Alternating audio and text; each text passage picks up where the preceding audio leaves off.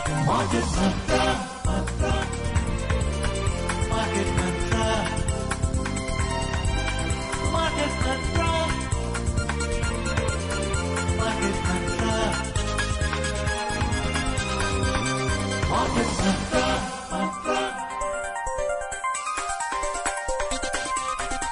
Market Mantra.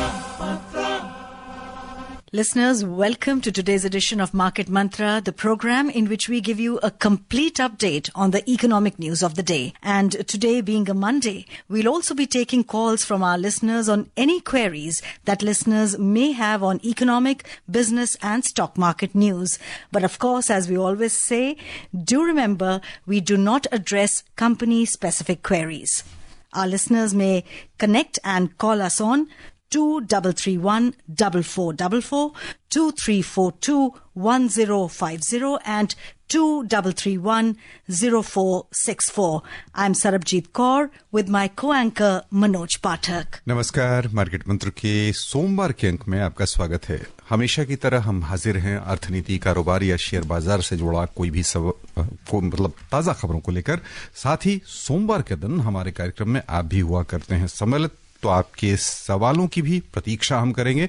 आप हमसे संपर्क के लिए डायल कर सकते हैं 2331 4444, 2342 1050 या फिर 2331 0464। बस ये ध्यान रखिएगा कि हम किसी खास कंपनी या शेयर के बारे में आपको जानकारी उपलब्ध नहीं करा सकते हैं। आप आज हमारे साथ खबरों पर चर्चा और आपके सवालों का जवाब देने के लिए स्टूडियो में आमंत्रित हैं वरिष्ठ आर्थिक पत्रकार शिशिर सिन्हा। शिशिर जी, कार्यक्रम में आपका स्वागत है। धन्यवाद। आइए शुरुआत करते हैं अंग्रेजी में हेडलाइन से, जिसे लेकर मौजूद हैं Sarabjit. Benchmark domestic indices reverse 8-day losing streak to end with marginal gains. Sensex adds 58 points. Nifty closes above 22,950. Union Finance Minister Nirmala Sitharaman launches Mutual Credit Guarantee Scheme for MSMEs, and crude oil prices fall. Brent crude trades at $74.65 per barrel. कारोबारी सप्ताह के पहले दिन घरेलू share बाजार में पिछले 8 सत्रों से जारी गिरावट का सिलसिला थमा। मामूली बढ़त के साथ बंद हुए प्रमुख सूचकांक। सेंसेक्स 58 अंक उछला, निफ्टी 22,950 के अंक से ऊपर आया। वित्त मंत्री निर्मला सीतारामन ने एमएसएमई क्षेत्र के लिए mutual credit guarantee scheme launch किया और अंतर्राष्ट्रीय बाजारों में कच्चे तेल की कीमत घटी। ब्रेंट क्रूड ऑयल के दाम $74.65 प्रति बैरल के स्तर पर आए।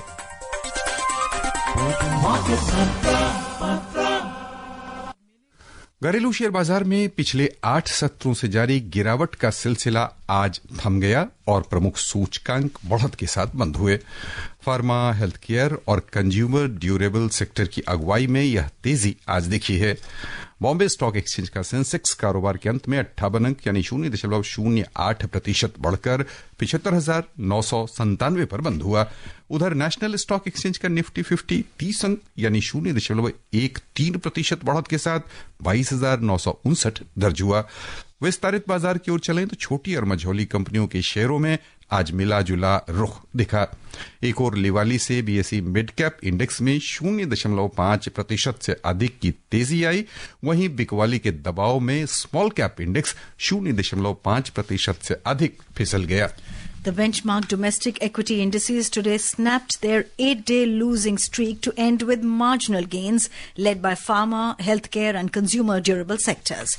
The 30-share index at Bombay Stock Exchange Sensex rose 58 points or 0.08% to close at 75,997. Similarly, the National Stock Exchange Nifty 50 added 30 points or 0.13% to settle at 22,959. The broader market indices at BSE ended mixed.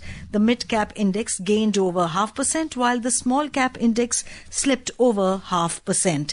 In the Sensex index, 20 out of 30 companies logged gains. Among the top gainers, Bajaj Financial Services surged over 2.8%, IndusInd Bank rose over 2.3% and Power Grid gained over 2.2%. Conversely, in the top laggards, Mahindra & Mahindra shed more than 3.7%, Bharti Airtel slipped over 2.4% and TCS fell 0.75%. In sectoral indices at the BSE, 11 out of 21 sectors ended up. Among top gainers, healthcare advanced over 1.1%, consumer durables gained 0.9%, and services added over 0.8%.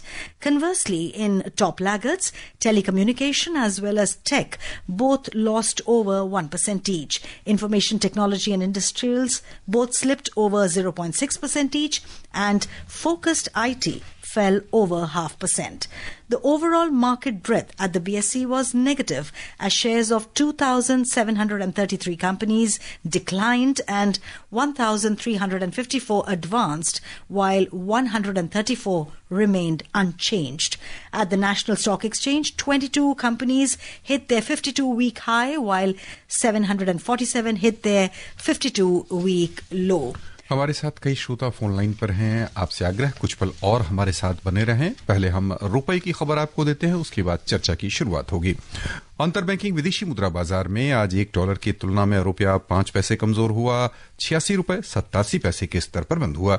उधर दुनिया की 6 प्रमुख मुद्राओं की तुलना में dollar की स्थिति दर्शाने वाला सूचकांक समाचार तैयार किए जाने तक अंतर्दिवसीय कारोबार में 106.76 पर चल रहा था। और इस बीच हमारे साथ फोन लाइन पर हैं नोएडा से साहिल। साहिल जी, बहुत बहुत स्वागत, सवाल पूछिए। हेलो सर जी। तो मेरा सवाल ये है कि मेरा इंटरेस्ट आपकी आवाज बीच में थ्रू म्यूचुअल फंड्स होती है। आप साहिल, तो जैसे कि हम अभी चेक कर पा रहे हैं कि काफी गिर चुका है ये स्मॉल कैप और हमारा मिड कैप फंड्स। तो क्या ये सही समय है लगाने का, क्योंकि मेरे पास अभी थोड़ा सा फंड्स है जो मैं लगा सकता हूँ, या मेरे को थोड़ा सा और वेट करना चाहिए? दूसरा सवाल ये है कि कितना टाइम में हम एक्सपेक्ट कर सकते हैं इनको, इन फंड्स को रिबाउंड करने का और उसी लेवल पे आने का जिस पे पहले से, आज से 7-8 महीने पहले। Thank you. साहिल, अगर आपके पास फंड है अभी तो आप थोड़ा सा उसको डिस्ट्रीब्यूट कर लीजिए। पूरा का पूरा म्यूचुअल फंड में लगाना बेहतर नहीं होगा। आप कोई पोस्ट ऑफिस की स्कीम, चाहे वो नेशनल सेविंग सर्टिफिकेट हो या फिर पब्लिक प्रोविडेंट फंड में अगर आप पैसा लगा रहे हो तो वहां पे कर सकते हैं। तो इन दो जगहों पर आप थोड़ा सा पैसा लगा दें, और थोड़ा पैसा यानी कि लगभग 60 और 40 का रेशियो लेकर के चलिए। 60 आप म्यूचुअल फंड में डालिए और 40 वहां डालिए। दूसरा आपका प्रश्न है कि कब रिबाउंड होगा। ये उम्मीद की जा रही है कि बाजार में जो गिरावट थी वो अपने निचले स्तर पर पहुंच चुकी है और अब यहां से थोड़ी तेजी आनी चाहिए। समय कितना लगेगा, इसमें एक महत्वपूर्ण फैक्टर है कि वो ट्रंप साहब की टैरिफ नीति क्या होती है, और वो जैसे जैसे ऐलान करेंगे बाजार की दशा दिशा उसके ऊपर निर्भर करेगी। तो कोई समय सीमा देना बहुत ही मुश्किल है, लेकिन हाँ, एक बात जरूर है कि भारतीय शेयर बाजार में गिरावट लगभग अपने निचले स्तर पर, जिसको हम लोग तकनीकी भाषा में कहते हैं बॉटम आउट हो चुका है। तो अब यहां से तेजी आनी चाहिए अगले 2 से 3 महीने में। कितनी जल्दी आपका म्यूचुअल फंड में रिबाउंड होगा? अगर आप एसआईपी में है तो आपके लिए एक अच्छी स्थिति ये बनेगी कि आपको लोअर प्राइस पे ज्यादा यूनिट्स मिलेंगे, ताकि आपके पास यूनिट की संख्या बढ़ेगी और वो आपके लिए भविष्य के लिए एक बेहतर चीज है। Seems to be there's hope in the market coming up, Mr. Sinha. Moving on to our next caller from Pune, Suresh. Suresh जी, अपना सवाल पूछिए। मैडम नमस्कार। नमस्कार। हेलो, आप जुड़ चुके हैं सुरेश जी, सवाल पूछें। सर नमस्कार। नमस्ते। तो मार्केट मंत्रा की टीम को बहुत बहुत बधाई और शुभकामनाएं। आप लोग फाइनेंशियल लिटरेसी में बहुत अच्छा काम कर रहे हैं। मैं 12-15 साल से मार्केट मंत्रा रेगुलरली सुनता आया हूँ। बहुत बहुत धन्यवाद। सवाल पूछें। सर मैं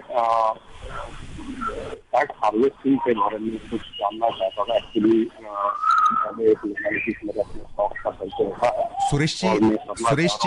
सुरेश जी, आपकी आवाज बहुत साफ नहीं पहुंच पा रही है। आप अपने रेडियो की आवाज बिल्कुल धीमी कर लें, उसके बाद फिर से सवाल पूछें। मैं मोबाइल से बोल रहा हूँ,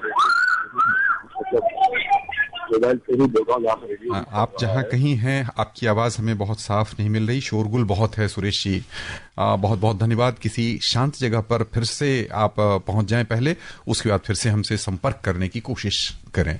आइए आगे बढ़ते हैं। वित्त मंत्री निर्मला सीतारामन ने आज मुंबई में सूक्ष्म लघु मध्यम उद्यमों के लिए म्यूचुअल क्रेडिट गारंटी योजना शुरू की। वित्त मंत्री ने कहा कि इन उद्यमों पर पिछले 3 बजटों में विशेष ध्यान दिया गया है। इस योजना के अंतर्गत उपकरणों की खरीद के लिए बिना जमानत के 1 अरब रुपए तक का ऋण दिया जाएगा। वित्त मंत्री ने कहा कि भारत में निवेश करने वालों को अच्छा मुनाफा मिल रहा है। एसएम यानी जो छोटी कंपनियां हैं, लघु मध्यम उद्यमी हैं, उनके लिए यह योजना किस रूप में लाभप्रद साबित होगी? देखिए, अगर आप याद करें तो कोविड के समय में भी क्रेडिट गारंटी स्कीम लाई गई थी और उसका फायदा काफी हद तक इन उद्योगों को मिला, जो micro, small and medium enterprises, जिसको हम लोग सूक्ष्म, लघु और मझोले उद्योग कहते हैं। और उसके बाद में इस योजना में कुछ बड़ी कंपनियों को भी, कुछ खास क्षेत्रों को भी शामिल किया गया, खासतौर पे जो हॉस्पिटैलिटी इंडस्ट्री थी, क्योंकि आप याद करिएगा तो कोविड के समय में सबसे ज्यादा नुकसान उनको उठाना पड़ा था। तो इसका फायदा काफी हुआ है और अब जब इसका विस्तार किया जा रहा है, एक नए स्वरूप में आ रहा है, जहां पर करीब 1 अरब रुपए के ऋण गारंटी की बात की जा रही है। देखिए, सबसे बड़ी जरूरत आज के दिन में क्या है कि संगठित क्षेत्र से कम ब्याज दर पे आपको कैसे पैसा मिले। आपने बजट में एक ऐलान देखा होगा कि जो मझोले, सूक्ष्म, लघु और मझोले उद्योग है, इनकी परिभाषा बदली गई है और इनके लिए कारोबार और निवेश की सीमा जो है वो बढ़ा दी गई है। तो उसका फायदा ये होता है कि उनके लिए ज्यादा कर्ज उठाना आसान हो जाएगा, क्योंकि आज के समय में अगर कारोबार बढ़ाना है तो आपको पैसे चाहिए, कारोबार चलाना है तो पैसे चाहिए। दोनों ही परिस्थितियों में ये सुविधा जो है, और एक और बात महत्वपूर्ण है कि इसमें आपको किसी भी तरीके की जमानत नहीं देनी, यानी कि कोई गिरवी नहीं रखना है। सबसे बड़ी बात यही है कि बिना यानी मशीनरी के लिए आपको अब अधिक आसानी से, सुविधाजनक रूप से ऋण उपलब्ध हो जाएगा। बहरहाल हमारे साथ महाराष्ट्र से फोनलाइन पर हैं के शुक्ला। स्वागत है आपका शुक्ला जी, सवाल पूछें। जी, गुड इवनिंग। अभी एक्सपर्ट के थ्रू जो बता रहे थे ट्रम्प कुछ टैरिफ लाने वाले हैं जी, तो क्या इंडियन मार्केट और वर्ल्ड मार्केट में अमेरिका का वर्चस्व रहता है और टैरिफ का साइड इफेक्ट कंटिन्यू बना रहेगा? बिल्कुल। देखिए शुक्ला साहब, एक चीज आपको याद रखना है कि अमेरिका और चीन, ये दो देश ऐसे हैं जिनकी ग्लोबल जो आपूर्ति, वैश्विक आपूर्ति व्यवस्था, उनकी बड़ी हिस्सेदारी है। ऐसा कोई भी कदम उठाएं जिससे कि विश्व व्यापार पे असर पड़े या आपूर्ति व्यवस्था पर असर पड़े, तो जाहिर है कि उससे पूरे दुनिया के शेयर बाजारों में जो है वो स्थिति बदलती हुई दिखाई देती है। तो उनके जैसे जैसे ऐलान आ रहे हैं, आपने महसूस किया होगा कि दुनिया भर के तमाम बाजारों में उठापटक देखने को मिल रही है और भारतीय शेयर बाजार इससे अछूता नहीं है। अब नई नीति वो क्या लाते हैं और किस तरीके से वो नीतियों में बदलाव करते हैं, उसका इंतजार तो रहेगा। लेकिन हाँ, एक बात जरूर हम कहना चाहेंगे कि भारतीय शेयर बाजार में जिसको कहते हैं कि गिरावट अब इससे ज्यादा होने का अनुमान नहीं है। देखिए, अनुमान लगा सकते हैं, हम लोग कोई ज्योतिषी नहीं है जो हम आपसे ग्रह नक्षत्रों की दशा देख करके हम बताएं कि शेयर बाजार यहां पहुंचेगा या वहां पहुंचेगा। लेकिन हाँ, जो तकनीकी आधार पर जो संभावनाएं हम दे सकते हैं कि वो निचले स्तर पर पहुंच चुका है और उम्मीद की जानी चाहिए कि अगले 2 से 3 महीने में चीजें बेहतर होंगी। Our next caller from Kolkata, Atanu Saha. Atanu जी, अपना सवाल पूछिए। Good evening. Sir, my question, sir. What about, sir, our MSME sector? And sir, the matter of minimum governance and maximum governance, how do it, and is it reflect inside our current budget? Thank you, sir. The first question you talked about the MSME and as we were discussing about the new guarantee scheme, the most important thing we have seen in this budget, that definition has been changed. Now the micro unit or the medium or the small, in terms of investment, the matrix of 2.5 will be applied. That means if the limit earlier was 1 crore, then it will be 2.5 crore. And in terms of turnover, it will be 2 matrix. That means if earlier it was 5 crore, then it will be the 10 crore. What are the benefits of this change in this definition? That means you are able to get more and more capital and more capital from the organized sector. That means financially you will be in a better position. So this is how we are seeing MSME. And today when the new scheme has been launched, which is going to provide credit for buying machinery and various other capital goods, that without any collateral. So this is about MSME. And you talk about minimum governance and thing. Of course, we are seeing a lot of changes in the policy regulation, and if you can remember, Prime Minister Narendra Modi has just announced setting up a deregulation committee, so that is also going to work in this direction. आइए लौटें गुरुग्राम, हमारे साथ हैं भरत नरूला साहब, स्वागत आपका, सवाल पूछिए। Recently there has been a drop in the repo rate by the MPC RBI. And I wanted to know what are the chances that they will also reduce deposit rates of small savings scheme like Post Office Senior Citizen Savings Scheme, which presently gives an interest of 8.2%. So are there any chances that they'll reduce the deposit rates for this? Because I want to shift some funds from mutual funds to Post Office scheme, because this is the highest rate which is being obtained right now. Okay. Mr. Narula, you have at least 30 plus 12. That means 42 days more to put money in the post office saving schemes at the current rate. The next rate recycle will take place from April 1, and we are expecting that because of the cut in the repo rate, and when the banks are expecting more and more deposit mobilization, there could be some cut in the small saving interest rate. And please remember that cut will be first in 5 years. So that is going to be a very important thing. So my advice would be that if you want to put money, please do that before 31st March 2025. Moving on to the next big story of the day, India's smartphone exports surged by 140% in January compared to the same month last year, reaching a record 25,000 crore rupees. This remarkable growth was driven by tech giants Apple and Samsung, who ramped up overseas shipments from their Indian supply chains. From April to January of the current financial year, total smartphone exports have touched 1.55 lakh crore rupees, representing a 56% increase over the corresponding figure of 99,120 crore rupees in the same period last year. India's growing electronics exports, especially in smartphones, have been boosted by the government's production-linked incentive scheme, which has attracted global tech giants. Mr. Sinha, your take on this PLI and its boost to the smartphone industry? See, I mean, if you see the market, domestic market, we have 140 crore population, and India, now we have a mobile penetration of almost 100 crore plus.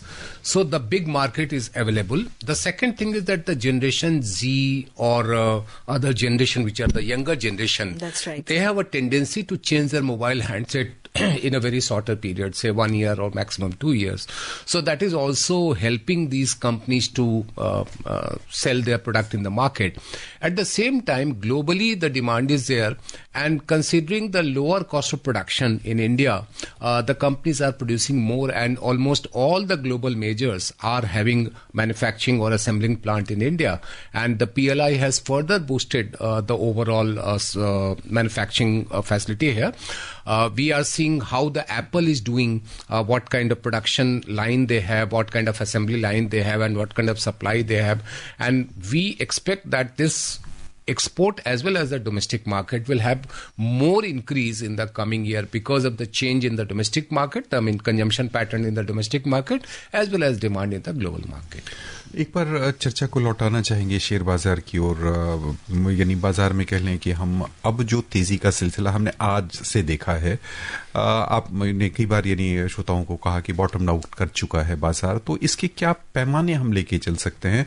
क्या क्या यानी संकेत ऐसे दिख रहे हैं कि बाजार अब अपने निचले स्तर पर पहुंच चुका, यहां से ऊपर ही उठना चाहिए यदि वर्तमान स्थितियां बनी रही तो?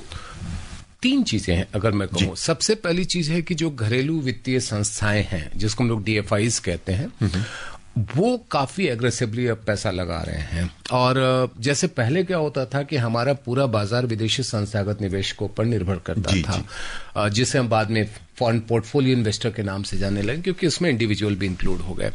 तो FPI अगर भले ही पैसा निकालना शुरू कर दे, लेकिन अगर घरेलू वित्तीय संस्थाएं पैसा डालेंगे तो आपके बाजार को एक सहारा मिलेगा, और उनके पास फंड है और वो पैसा अब लगाना शुरू कर रहे हैं, जो एक अच्छे संकेत है। पहले भी लगा रहे थे, अब वो और आक्रामक होंगे क्योंकि कीमतें नीचे आ गई हैं।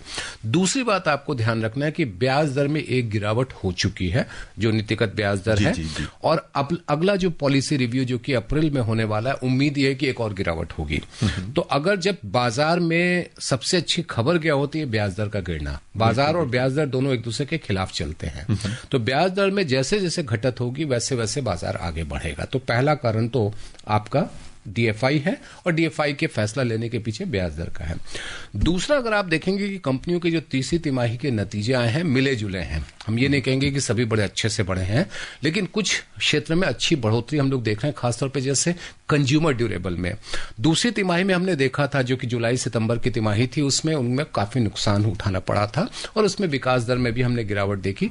तीसरी तिमाही में हम स्थिति बेहतर होते हुए देख रहे हैं, और जिसको कहते हैं ना ग्रीन शूट्स तकनीकी भाषा में कहें, तो वो नजर आने लगे। तो ये दूसरा कारण है।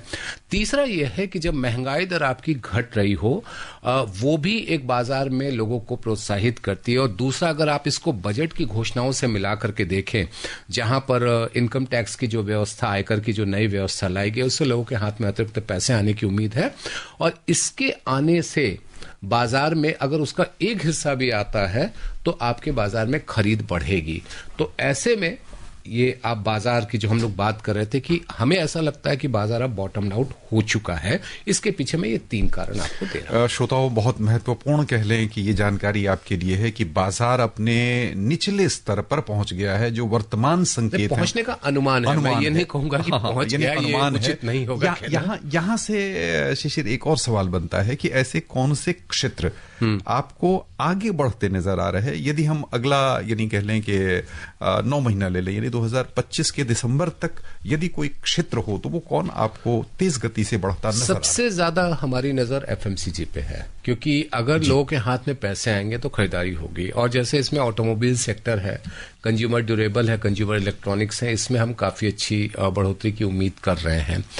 दूसरा एरिया जो हम लोग उम्मीद कर रहे हैं वो फाइनेंशियल सर्विसेज का। फाइनेंशियल सर्विसेज के बढ़ने की एक वजह ये भी है कि ब्याज दरें घटेंगी, कर्ज देने की रफ्तार बढ़ने की उम्मीद है, और कर्ज देने की रफ्तार बढ़ेगी तो उससे उनके लिए वॉल्यूम गेम में उनको फायदा हो सकता है। भले आप उसको कह सकते हैं कि NIM जो है, यानी कि नेट इंटरेस्ट मार्जिन, थोड़ा प्रभावित हो सकता है, लेकिन जब जमा आप कम पे लोगे तो आपके लिए उस पे बहुत ज्यादा असर नहीं पड़ेगा। तो पहला मेरा जो टेक होगा वो FMCG है, जिसमें खासतौर पे ऑटो इंडस्ट्री के ऊपर है, और दूसरा जो मेरा टेक होगा फाइनेंशियल सर्विसेज पे है। Yes, listeners, you are with us in our program Market Mantra, and today being a Monday, we invite callers to connect with us. We invite our listeners to connect with us on their queries on economic, business and stock market news. And you can connect with us on 2331-4444, 2342-1050 and 2331-0464. Meanwhile, moving ahead in the program, India's trade deficit widened to over $22.9 billion in January 2025, up from $21.94 billion in December 2024. Ministry of Commerce and Industry data showed that merchandise exports in January stood at $36.43 billion as compared with $38.01 billion in December, while imports stood at $59.42 billion, down from $59.95 billion in December.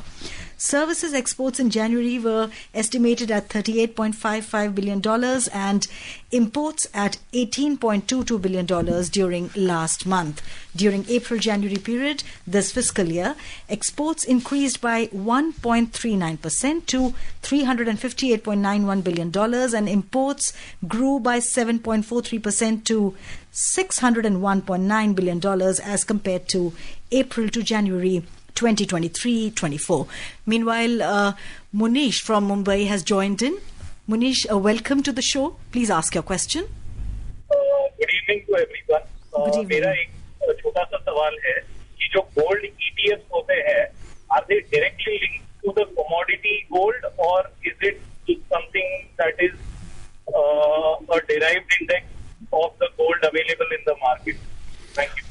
Munish जी, आपने जो दूसरी बात कही ना कि एक derived value जो होती है उससे वो मेजर किया जाता है, इसका नाम ही है exchange traded fund.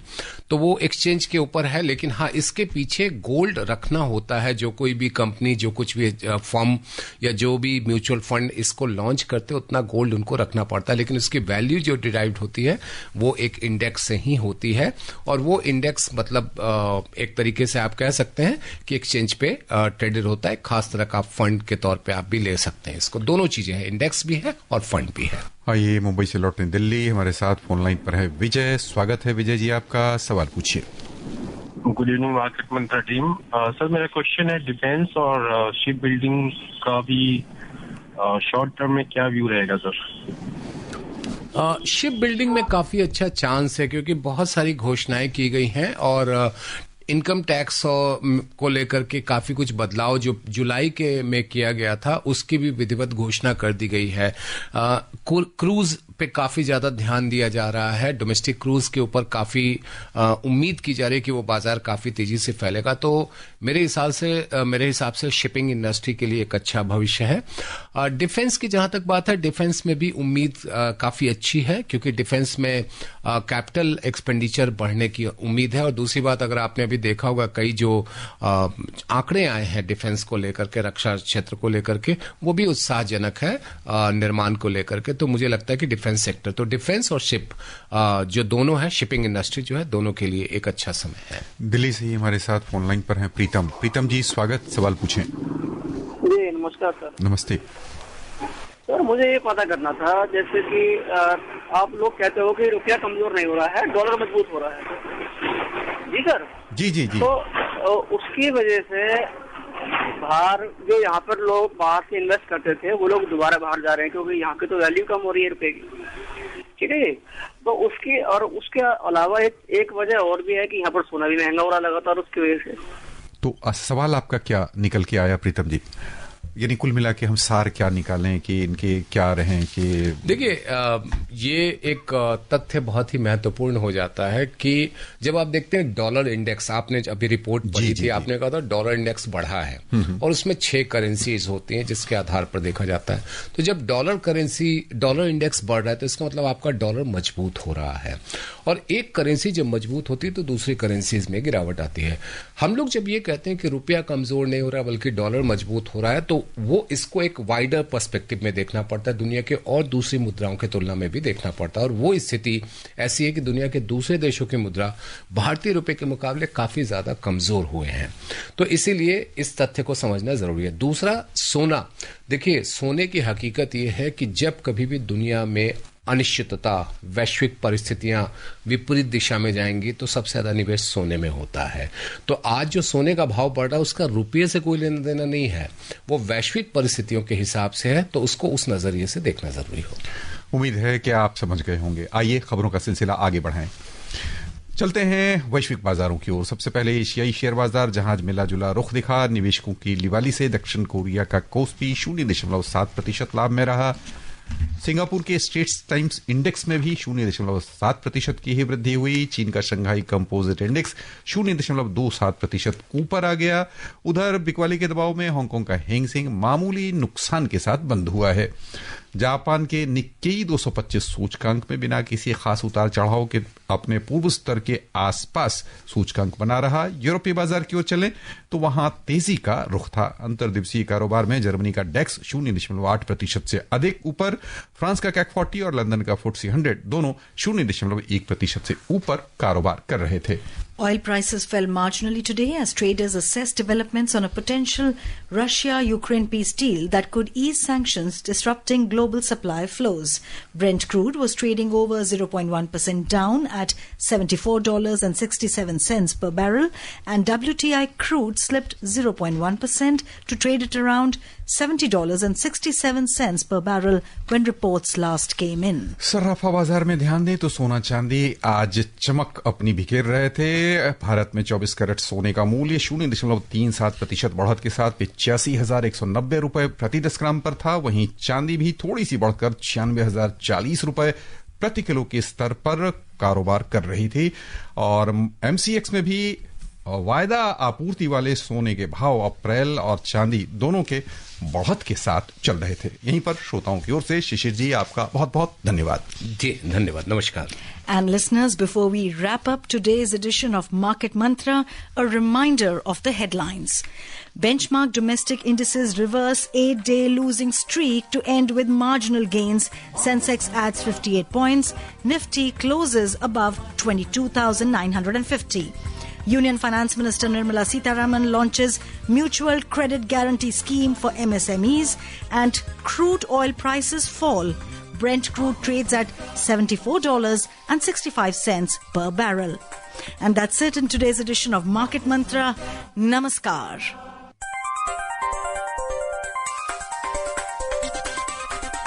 Market Mantra.